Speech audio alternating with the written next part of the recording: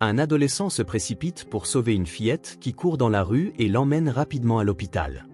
Le médecin, stupéfait, découvre la véritable raison de sa fuite. Avant de commencer l'histoire, n'oubliez pas de laisser un like et de vous abonner à la chaîne pour voir plus d'histoires comme celle-ci.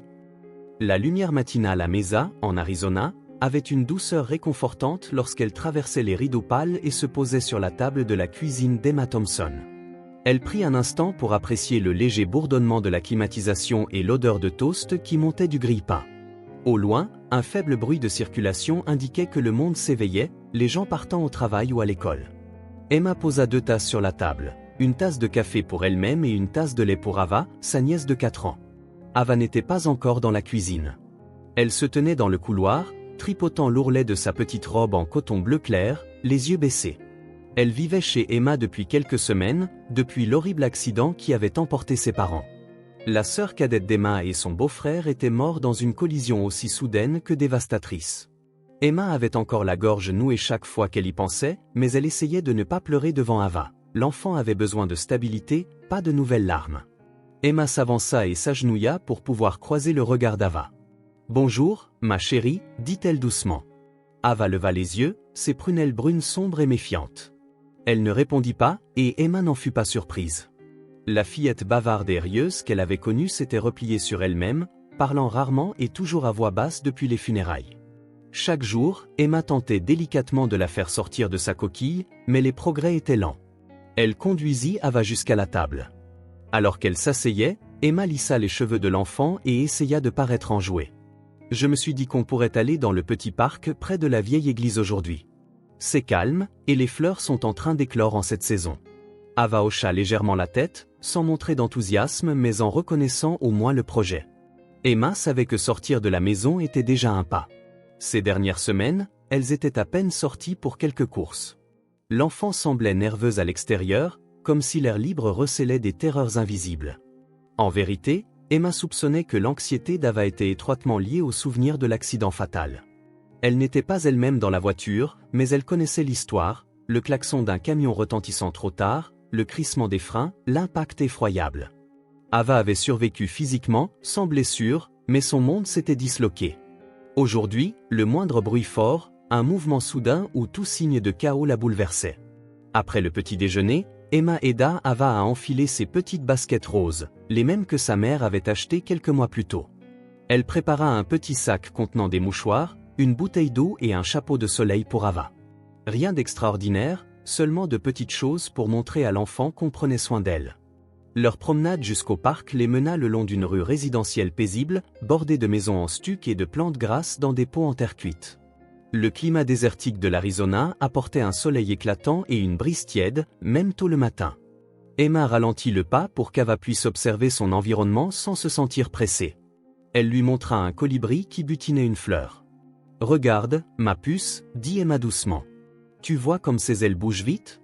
Ava suivit la direction de son doigt. Un instant, Emma perçut un léger intérêt sur le visage de la fillette. C'était suffisant pour l'encourager. Elles arrivèrent au parc, un modeste carré de verdure dans une ville où la pelouse luxuriante est souvent un luxe. Quelques arbres offraient de l'ombre au-dessus de 2 bancs et d'une petite aire de jeu.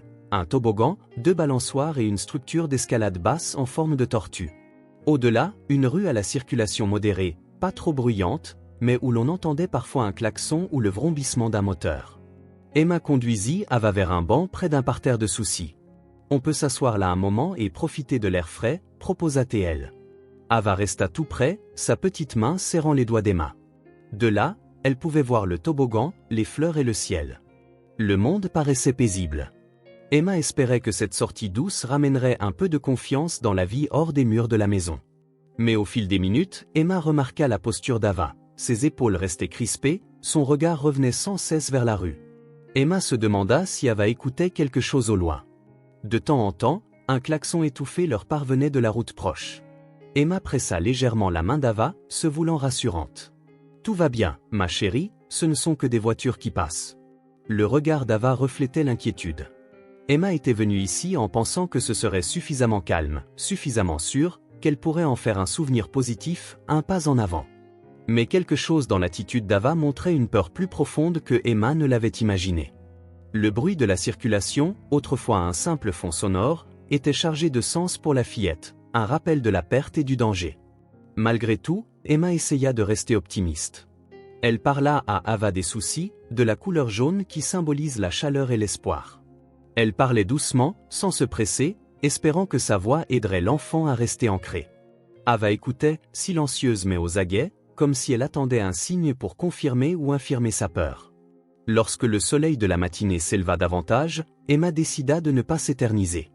De petits pas, avait-elle appris, on ne pouvait pas brusquer Ava. Celle-ci refleurirait avec le temps, se répétait Emma. Il fallait juste de la patience, de la sécurité et de l'amour. Une brise légère fit frissonner les soucis, répandant leur parfum dans l'air tiède. Emma essaya de garder une attitude calme, racontant à Ava de petites histoires sur son enfance avec la mère d'Ava. Des récits légers, centrés sur des aventures sans risque et de simples plaisirs. Ava écoutait, le regard parfois posé sur Emma, parfois retourné vers la rue lointaine. « Ta maman et moi, quand nous avions ton âge, nous cueillions des fleurs sauvages, » dit Emma doucement. « On faisait la course pour voir qui trouverait la plus jolie. » Elle sourit, se remémorant ses jours plus simples. Ava cligna des yeux, se demandant peut-être à quoi ressemblait sa mère, enfant, ou comment raccrocher ses souvenirs à quelque chose de familier. Puis cela arriva. Un camion approcha de la route principale, son moteur grondant. Le bruit n'était pas assourdissant, mais reconnaissable. Emma le remarqua à peine au début, juste un véhicule de plus. Mais Ava se raidit, son étreinte sur la main d'Emma se raffermit. Emma baissa les yeux et vit les jointures de la fillette blanchir, son front se plisser. Un klaxon fendit soudain le calme du matin, strident, urgent, creux, quelque part près du carrefour au bout de la rue. Le cœur d'Emma se serra en sentant Ava se raidir tout entière, la respiration coupée, le regard figé dans le vide. Emma réalisa avec une clarté soudaine que ce coup de klaxon n'était pas un simple bruit pour Ava, c'était l'écho d'un cauchemar, revenu dans la lumière du jour. « Tout va bien, » murmura Emma, se penchant vers la fillette. « Je suis là. C'est juste un camion qui klaxonne une voiture, ça arrive. » Elle força un sourire rassurant, mais le regard d'Ava était lointain, comme figé dans un souvenir. Emma ignorait ce dont Ava se rappelait précisément de l'accident, mais elle savait que le bruit du klaxon y était à jamais lié. Un autre coup de klaxon retentit, moins fort mais encore perceptible. Ava lâcha la main d'Emma et pressa ses paumes sur ses oreilles, le corps tremblant. Emma tenta de la guider derrière le banc pour la soustraire à la vue de la route, espérant qu'Ava se calmerait si elle ne voyait plus la circulation. Mais le son semblait hanter l'esprit de la fillette, faisant monter sa panique en flèche. Emma essaya de parler doucement. « Ma chérie, je sais que c'est effrayant, mais nous sommes en sécurité. Nous sommes juste au parc. » Mais Ava ne la regardait plus, son regard était vide, comme si elle se réfugiait loin de la réalité. Puis le moteur d'une voiture pétarada, un bruit sec et soudain, et les yeux d'Ava s'écarquillèrent de terreur. Emma voulut agir vite, mais un instant d'hésitation la retarda. Il fallait calmer Ava, sans l'effrayer davantage. Pourtant, la peur d'Ava avait déjà dépassé le point de non-retour. Sans prévenir, l'enfant tourna les talons et s'enfuit, quittant précipitamment le banc, courant à travers la pelouse vers le trottoir. « Ava !» cria Emma, la voix pleine d'angoisse. Elle se leva d'un bond et la poursuivit. Les petites jambes d'Ava avançaient à une vitesse surprenante, portées par la panique. Le cœur d'Emma battait à tout rompre en constatant que sa nièce filait droit vers la rue, au lieu de s'en éloigner. L'endroit même qui déclenchait sa peur devenait son unique issue. Emma accéléra, les bras tendus, priant silencieusement pour qu'Ava s'arrête, pour que rien n'arrive, qu'aucune voiture ne roule trop vite. Elle voyait déjà les véhicules scintiller au soleil, elle imaginait le crissement des pneus. La peur pour la sécurité d'Ava la pétrifia. Ses jambes semblaient lourdes, elle trébucha, se remit en course et continua. Quelques foulées la séparaient encore de la fillette, mais Ava atteignit le bord du trottoir en premier. « Ava, arrête !» hurla Emma, la voix brisée. Mais Ava, perdue dans sa terreur, ne réagit pas. Le temps sembla se ralentir alors qu'Emma la voyait descendre du trottoir. Une voiture approchait, son moteur montant en régime tandis que le conducteur accélérait. Le cœur d'Emma se serra dans sa poitrine, chaque nerf en alerte. Elle se projeta en avant, mais elle savait qu'elle n'y arriverait pas à temps. De l'autre côté de la rue, un adolescent nommé Daniel arrivait en vélo vers le parc. Il se rendait au lycée, l'esprit occupé par des pensées banales. Un contrôle d'histoire, l'anniversaire d'un ami, le week-end prochain. À l'intersection, il vit la petite silhouette courir dans la rue et la femme qui se lançait à sa poursuite, la terreur peinte dans sa posture.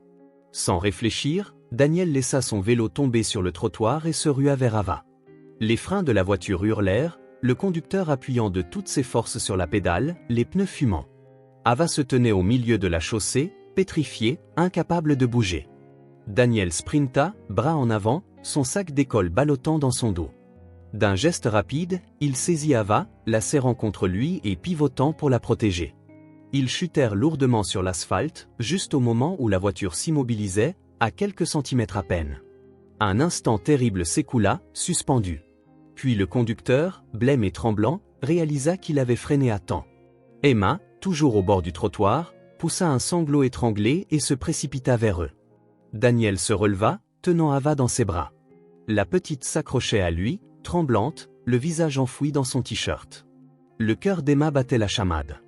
Elle rejoignit Daniel, les larmes inondant ses joues, la gorge nouée par la reconnaissance et le choc. Elle prit Ava doucement des bras du garçon, l'enfant tremblait de tous ses membres, poussant de petits gémissements.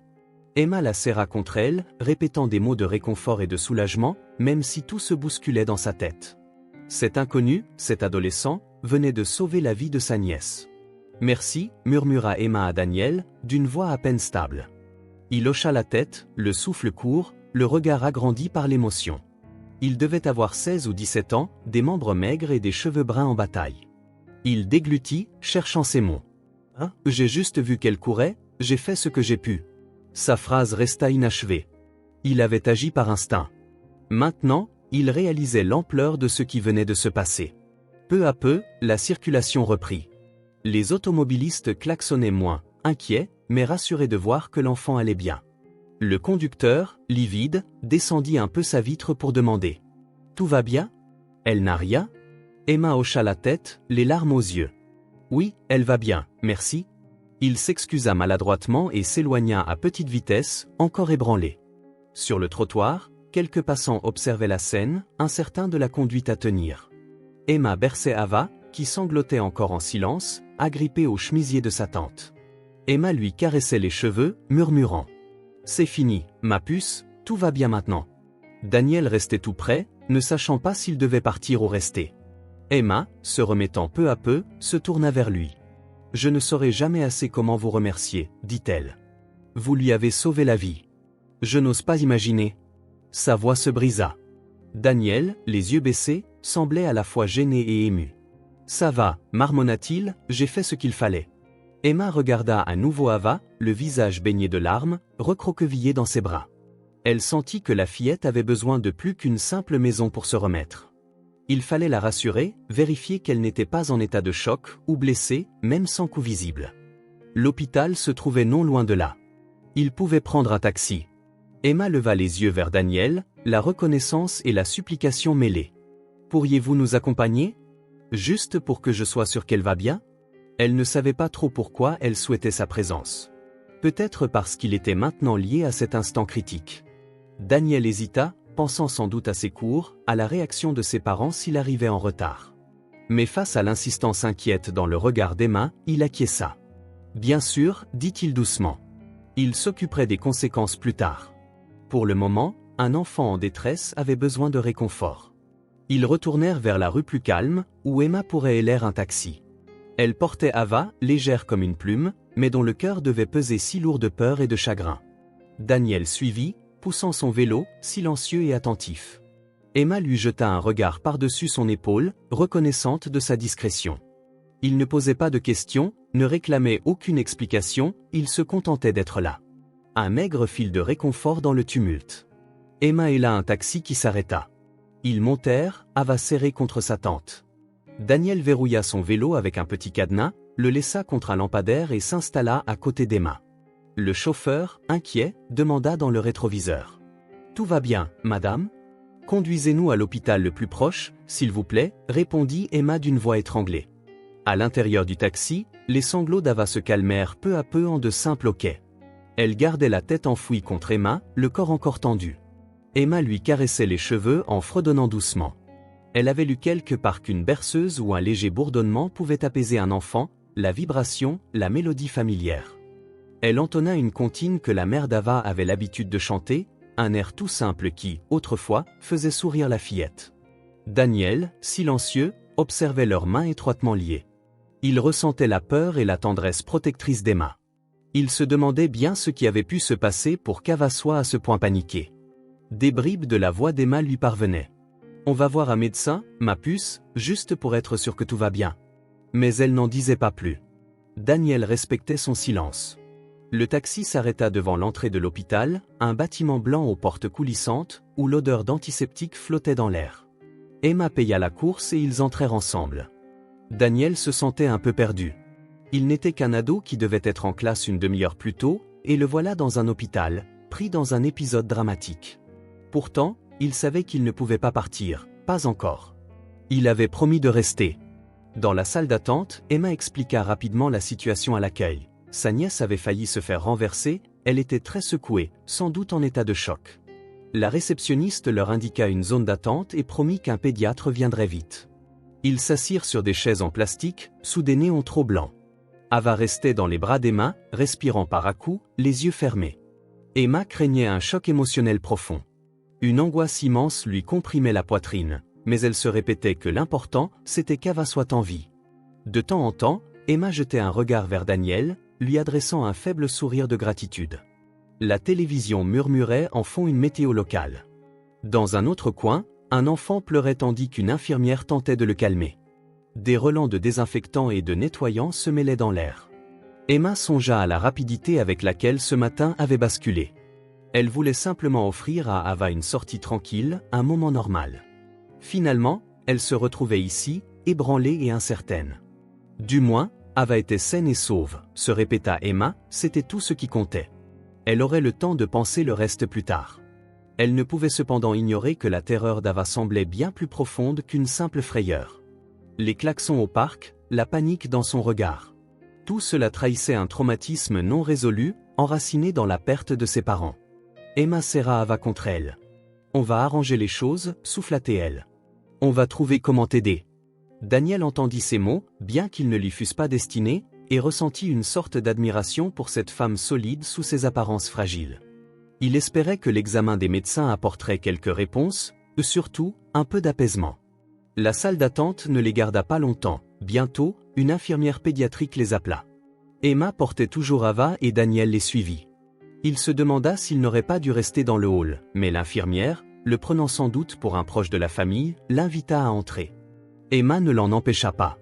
Au contraire, sa présence semblait la rassurer. Dans la petite salle d'examen, décorée de fresques joyeuses et d'affiches colorées, Emma installa Ava sur la table recouverte de papier blanc. L'enfant s'agrippait à la manche d'Emma, le regard nerveux. Emma lui caressa doucement les cheveux. L'infirmière nota leur nom, puis sortit. Quelques minutes plus tard, le docteur Bennett entra, un homme d'une cinquantaine d'années, aux cheveux argentés et au regard bienveillant, arborant une expression calme qui détendit aussitôt Emma. Il s'approcha d'Ava avec douceur, gardant une certaine distance pour ne pas l'effrayer. « Bonjour, Ava. Je m'appelle Dr Bennett. Ta tante m'a dit que tu as eu très peur ce matin. » Ava ne répondit pas, mais sa respiration s'apaisa un peu. Le docteur Bennett interrogea Emma sur le déroulement des événements. La scène au parc, le klaxon, la panique d'Ava, la course vers la rue et l'intervention héroïque de Daniel. Il l'écouta attentivement, sans l'interrompre. Daniel, debout près de la porte, se sentait presque invisible, et cela lui convenait. Il se contentait d'observer. Le docteur Bennett hocha la tête, compatissant, lorsque Emma mentionna la mort récente des parents d'Ava. « Elles ont eu un accident de voiture », expliqua Emma, la voix brisée. « Un camion, un klaxon. Tout s'est passé si vite. Ava a survécu, mais... » Sa voix s'éteignit. Le docteur Bennett posa doucement son stéthoscope sur la poitrine d'Ava, surveillant sa réaction. La fillette se contenta de frémir au contact froid du métal, son cœur battant encore un peu vite, mais revenant progressivement à la normale. Il vérifia qu'elle n'avait pas de blessure liée à la chute, et ne constata rien de préoccupant. « Ava, dit-il calmement, je suis désolé que tu aies vécu quelque chose d'aussi effrayant. Parfois, quand on subit un gros choc, certains bruits ou endroits nous rappellent ce moment et on revit la peur comme si cela arrivait encore. » Il parlait avec douceur, comme à un oiseau blessé qu'il ne voulait pas brusquer. Emma ferma les yeux, comprenant ce qu'il sous-entendait. Ava n'était pas simplement effrayée, elle revivait le traumatisme de l'accident à chaque klaxon. Le docteur se tourna vers Emma, le ton grave mais bienveillant. « Il est possible qu'Ava manifeste des symptômes de stress post-traumatique. Les enfants en bas âge peuvent aussi en souffrir après un événement aussi violent. Il laissa à Emma le temps de digérer ces mots. Elle ne craint pas seulement les klaxons. Elle les associe à l'accident qui a coûté la vie à ses parents. Son esprit est en état d'alerte dès qu'elle en entend un, comme si quelque chose d'horrible allait se reproduire. Le visage d'Emma se décomposa. Elle serra Ava davantage contre elle, la fillette s'agrippait encore à la manche, le regard fuyant. Daniel sentit sa poitrine se serrer. Il prenait vraiment conscience de ce qu'était un traumatisme chez un enfant, si jeune et déjà si meurtri. Le docteur Bennett esquissa un sourire d'encouragement. Il existe des moyens de l'aider, une thérapie, notamment, avec un spécialiste de la petite enfance qui connaît bien les traumatismes. Cela demandera du temps, mais les enfants sont remarquablement résilients quand ils reçoivent l'accompagnement adéquat. Emma acquiesça, les larmes roulant en silence sur ses joues. Finalement, elle était soulagée d'apprendre qu'il y avait une explication et un chemin vers la guérison. Le médecin lui remit des brochures, des coordonnées de thérapeutes spécialisés. Il expliqua brièvement que les médicaments ne sont pas la première solution pour un enfant si jeune, mais qu'une thérapie adaptée, dans un environnement stable et aimant, pouvait grandement diminuer l'anxiété au fil des semaines. Daniel écoutait, soulagé qu'il y ait une voie pour aider Ava à se remettre. Il se sentait néanmoins un peu étranger. Il avait croisé leur chemin par hasard et se retrouvait témoin d'un moment crucial. Peut-être n'aurait-il plus de rôle à jouer une fois qu'il quitterait l'hôpital. Mais une forme de lien s'était tissée, impossible à nier. « Merci, docteur », dit Emma d'une voix tremblante, les yeux posés sur Ava. « On fera tout le nécessaire. » La fillette, plus calme, resta silencieuse, recroquevillée contre Emma. Le docteur Bennett laissa un moment à Emma pour reprendre contenance, puis une infirmière entra finaliser quelques formalités. Emma sut alors que le chemin serait long, mais un premier pas était franchi. La peur d'Ava ne disparaîtrait pas en un jour, mais elle avait un nom et une solution à long terme. Emma s'y accrocha, décidée à aider sa nièce à reprendre confiance en la vie.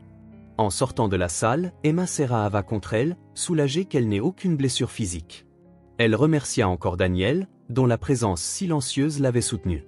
Il hocha la tête, comme pour dire qu'il n'y avait pas de quoi. Une fois les papiers remplis, ils quittèrent l'hôpital. Ava était encore secouée, mais vivante et protégée.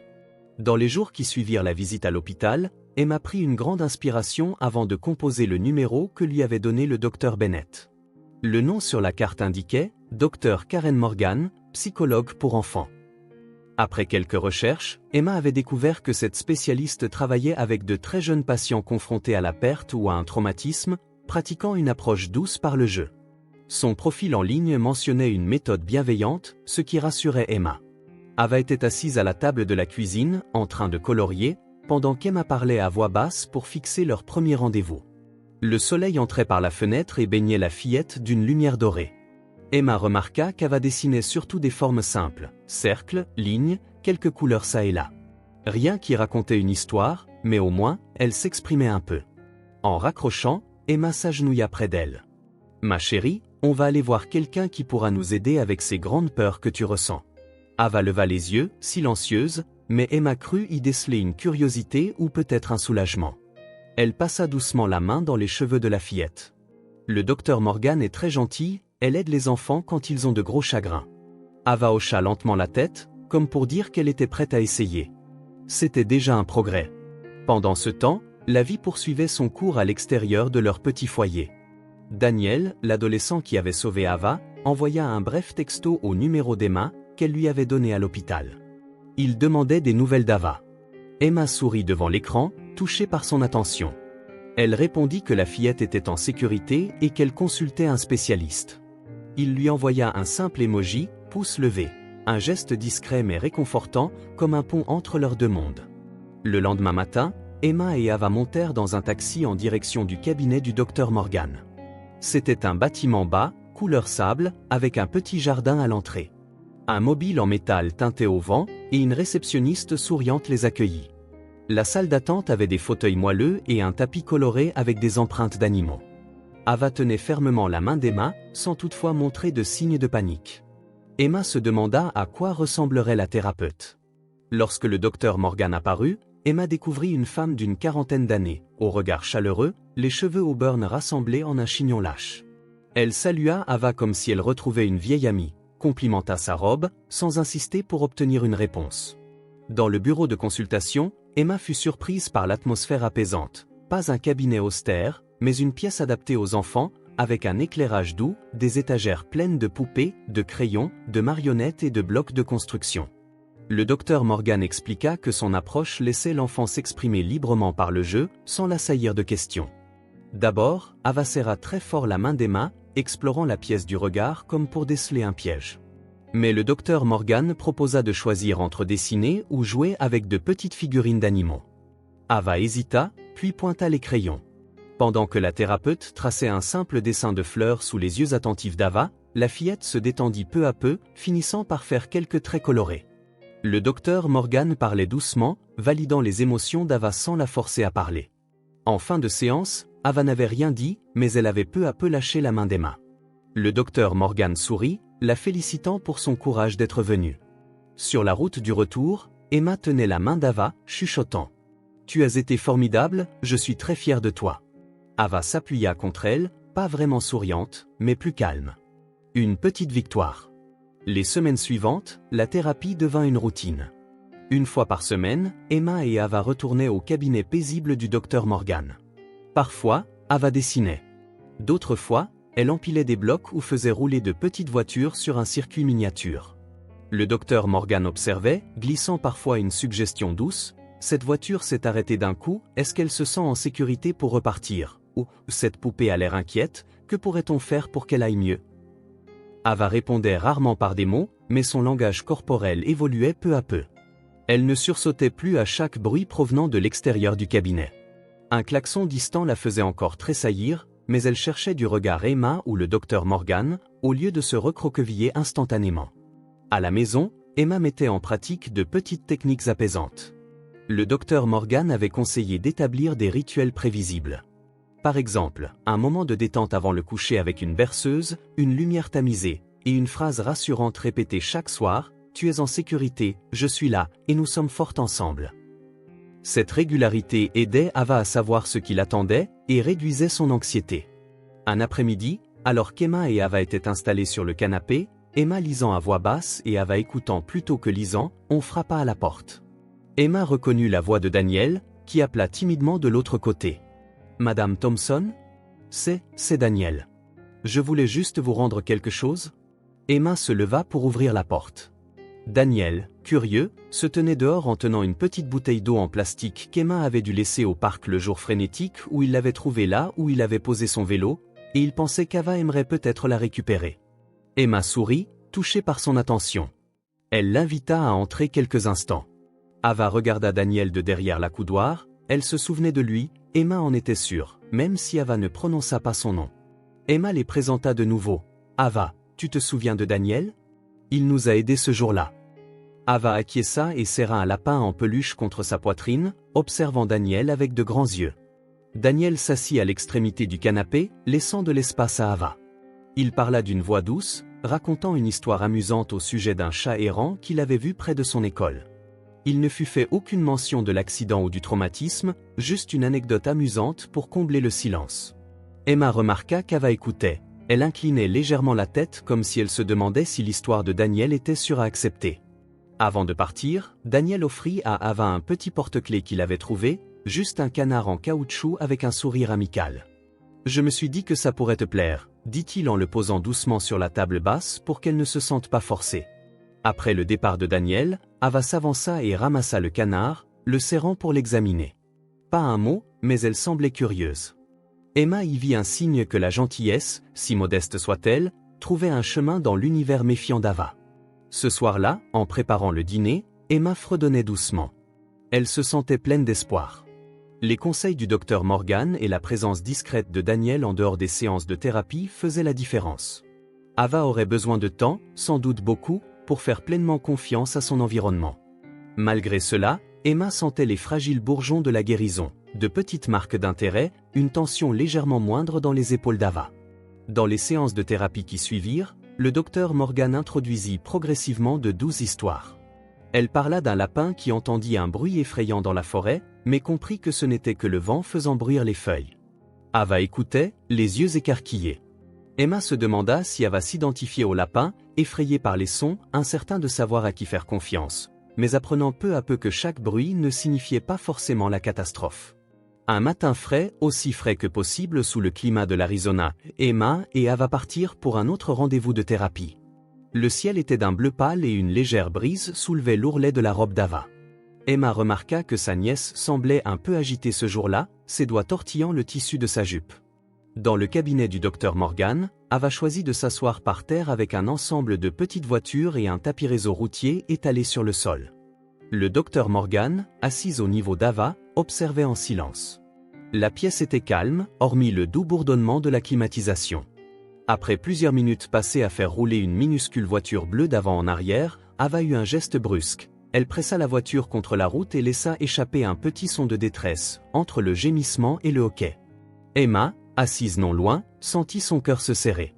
Ava se souvenait-elle de l'accident? Le docteur Morgan parla doucement, on dirait que cette voiture a du mal. Tu penses qu'elle est coincée? Les yeux d'Ava se remplirent de larmes et elle acquiesça. Pour la première fois dans ces séances, elle ouvrit la bouche et prononça un seul mot tremblant, fort. Emma inspira brusquement, prenant garde à ne pas réagir trop vivement. Le docteur Morgan hocha la tête avec calme. Oui, parfois, c'est très fort, dehors, n'est-ce pas? Ava appuya encore plus la voiture, comme si elle était bloquée. Le docteur Morgan continua. Quand les choses semblent fortes et effrayantes, parfois on croit qu'on ne peut plus bouger. Mais ici, on est en sécurité. Ava renifla, ses larmes coulant silencieusement sur ses joues. Emma mourait d'envie de la serrer dans ses bras, mais elle faisait confiance au processus du docteur Morgan. À la place, la thérapeute attrapa un chien en peluche tout doux et le plaça à côté de la voiture. Peut-être que cet ami peut aider la voiture à se sentir plus en sécurité, suggéra le docteur Morgan. Ava hésita, puis poussa doucement le chien en peluche, comme pour offrir du réconfort. Emma réalisa que, par ce petit geste symbolique, Ava commençait à extérioriser ses peurs. La voiture représentait peut-être ce jour-là, le bruit assourdissant, la panique. Le chien en peluche était une forme d'assurance, peut-être Emma, le docteur Morgan ou même Daniel. C'était un pas vers la compréhension de ce souvenir, plutôt que d'en être prisonnière. Après la séance, le docteur Morgan félicita Ava à voix basse, reconnaissant son courage et l'expression de ses sentiments. Emma remercia la thérapeute, la voix chargée d'émotion. Sur le chemin du retour, Ava regarda pensivement par la fenêtre. Elle ne pleura pas, mais sembla abattue, comme si elle portait un fardeau qu'elle reconnaissait désormais. À la maison, Emma prépara un déjeuner simple. Ava s'assit à table, tenant le porte-clés en forme de canard que Daniel lui avait donné. Emma parla doucement, « Tu as fait quelque chose de très courageux aujourd'hui, Ava. Tu as utilisé ta voix, même un petit peu, pour dire au docteur Morgan ce que tu ressentais. » Ava ne répondit pas, mais elle posa délicatement le canard à côté de son assiette, peut-être un discret signe de sûreté. Plus tard dans l'après-midi, Emma reçut un message de Daniel, qui demandait si tout allait bien. Elle lui expliqua qu'Ava progressait en thérapie, apprenant peu à peu à exprimer sa peur. Il répondit simplement, « C'est génial. J'envoie de bonnes ondes. » Emma sourit, reconnaissante qu'un simple message de Daniel puisse donner l'impression qu'un réseau de soutien se formait autour d'Ava. Elle découvrit que la guérison n'est jamais linéaire. Quelques jours plus tard, alors qu'elle revenait de faire les courses, un coup de klaxon soudain à un carrefour proche les surprit toutes les deux. Ava laissa tomber son petit sac de pommes, les yeux agrandis par la terreur. Emma s'agenouilla aussitôt à ses côtés. « Ça va », chuchota-t-elle, répétant le conseil du docteur Morgan. Mais la respiration d'Ava s'accéléra, ses mains tremblaient. Emma la guida doucement vers un banc proche, l'encourageant à respirer lentement et profondément. « Je sais que c'était fort, mais on est en sécurité, » dit-elle doucement. Elle utilisa alors une technique que le docteur Morgan lui avait suggérée, demandant à Ava de trouver quelque chose de chaque couleur de l'arc-en-ciel autour d'elle. « Regarde cette fleur rouge, l'herbe verte. » Elle les lui montra, aidant Ava à s'ancrer dans le moment présent. Il fallut plusieurs minutes, mais finalement, les tremblements d'Ava s'apaisèrent. Elle se blottit contre Emma, les joues mouillées de larmes. Emma lui caressa le dos, fière d'avoir surmonté cette petite crise sans céder à la panique. C'était un retour en arrière, un rappel que la peur d'Ava restait proche de la surface. Mais, cette fois, elle disposait d'outils pour y faire face, et Emma pouvait rassurer Ava qu'elles avaient affronté le bruit et qu'elles s'en étaient sorties en toute sécurité. Ce soir-là, Emma appela le docteur Morgan pour lui raconter l'incident. La thérapeute la félicita d'avoir utilisé la technique de recentrage et lui rappela que les rechutes font partie du processus de guérison. Ava apprenait que la peur allait et venait, mais qu'elle avait de nouveaux moyens de la gérer. Emma envoya aussi un message à Daniel, qui était devenu un discret ami en coulisses. Elle lui raconta comment Ava avait affronté un moment effrayant et s'en était remise plus vite qu'avant.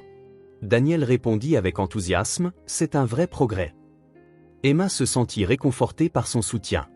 Il n'était peut-être qu'un lycéen, mais son impact sur leur vie avait été considérable. La séance de thérapie suivante refléta à la fois la rechute d'Ava et sa résilience. Le docteur Morgan présenta une histoire douce sur une petite souris, effrayée par le tonnerre, qui découvrit qu'après l'orage, tout allait bien. Ava écouta avec attention, tripotant un jouet moelleux. Le docteur Morgan demanda si Ava voulait montrer ce que la souris ferait quand elle avait peur. Ava plaça la souris en peluche sous une maison de blocs, comme pour se mettre à l'abri, puis la fit sortir doucement lorsque le docteur Morgan décrivit la fin de l'orage. Emma sentit une boule se former dans sa gorge en voyant cela. Le monde d'Ava avait toujours des orages et des bruits soudains, mais peut-être que l'enfant apprenait que les tempêtes ne durent pas éternellement. À chaque petite victoire, Ava avançait vers un avenir plus confiant. Les semaines passèrent et la routine s'installa. Les séances de thérapie étaient régulières, chacune offrant à Ava de petites occasions de nommer ses peurs, même si ce n'était qu'à travers des jouets ou des mots murmurés.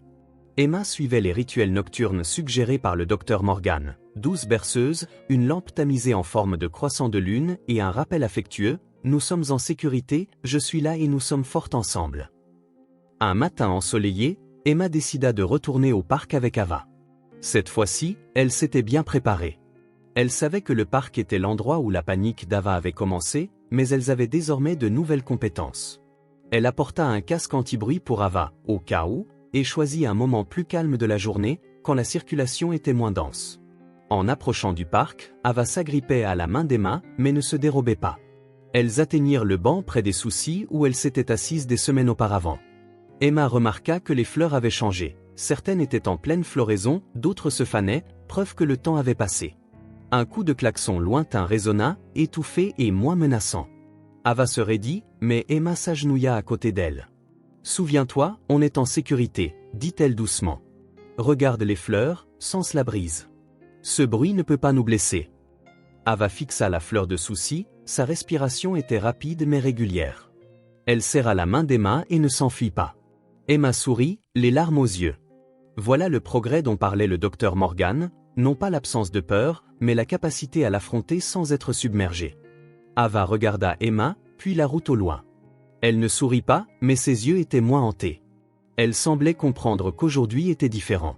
Alors qu'elle repartait, Emma aperçut Daniel qui poussait son vélo sur le trottoir. Il leur fit un signe de la main, surpris de les voir là. Emma lui répondit et l'appela. Ava l'observa s'approcher, se tenant prudemment à quelques pas. « Salut, Ava », dit doucement Daniel. « Ça fait plaisir de te voir dehors. » Il parla avec une légère fierté, comme pour souligner son courage. Ava ne parlait toujours pas beaucoup, mais elle le regarda et hocha la tête, à peine perceptible.